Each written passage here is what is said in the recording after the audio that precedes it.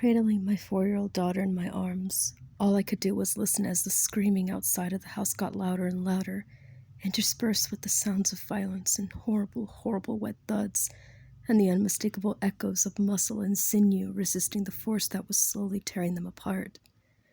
It started just a few days ago.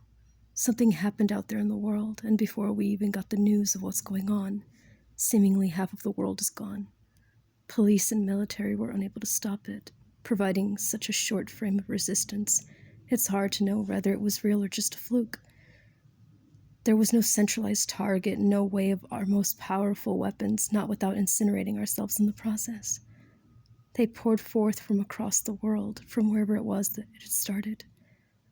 I hear banging on the door downstairs and the screams of people being slaughtered, unable to mount a proper resistance against such a force. It doesn't take long before the pounding gives way to the splintering and the sound of shattering wood. They're in the house. No more than a moment or two passes before the door to the bedroom starts shuddering. The things I piled against it are holding for now, but I know realistically that they're going to manage to come through. I keep rocking my little girl, humming a lullaby in her ear to calm her as she cries. The pounding grows in forces and volumes, the frame starting to crack.